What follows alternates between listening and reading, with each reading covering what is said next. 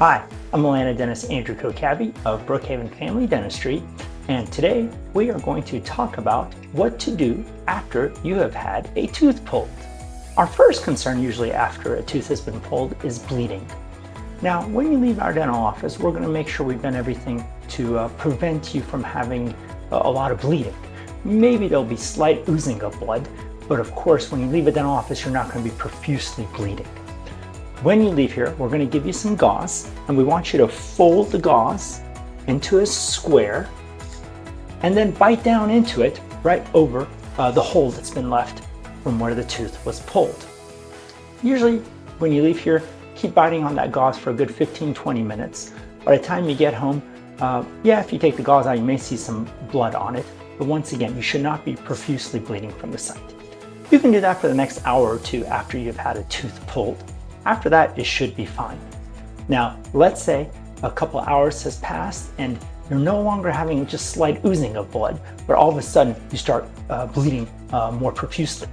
Well, then what you want to do is you want to take some more gauze similar to this, and you want to fold it up, and you want to put a lot of pressure on the extraction site. So take your thumb and your first finger here and hold that gauze right over the extraction site and squeeze it tight for about 7 minutes. That should get the bleeding to stop. The second topic we want to talk about after you've had a tooth pulled is what you should eat that day. Usually we recommend soft foods, nothing too hot or spicy or crunchy. Soups, smoothies, mashed potatoes, those are all good foods, but you definitely want to keep yourself nice and hydrated. Another thing we need to think about is infection. You want to keep your mouth clean, so definitely, if you can, brush around the adjacent teeth. You don't, of course, don't go scrubbing on the extraction site, but you can keep your mouth clean and brush around the other teeth. One thing we always tell our patients to do, not the day of the tooth extraction, but the day after tooth extraction, is to rinse with some warm salt water. Take a glass of warm water, put a tablespoon of salt in there, and gently rinse. Don't spit it out very violently, but just kind of let it drool out of there. This will also kill some bacteria and help the healing process. A lot of my patients will also ask about swelling. Usually it's not common to have swelling after you've had a regular tooth pulled, maybe after you've had some wisdom teeth pulled.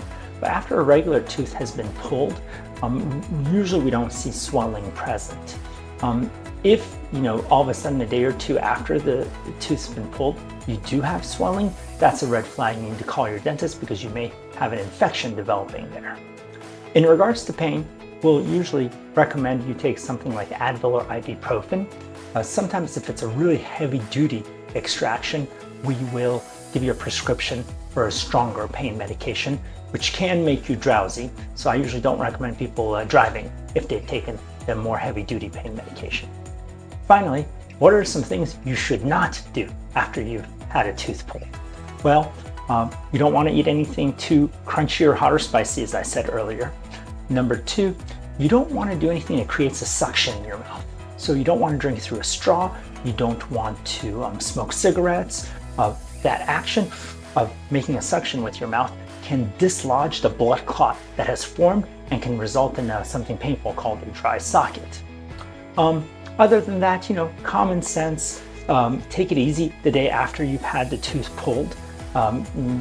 Sometimes you can go for some activity, but I wouldn't go out and run a marathon or anything the day of having a tooth pulled.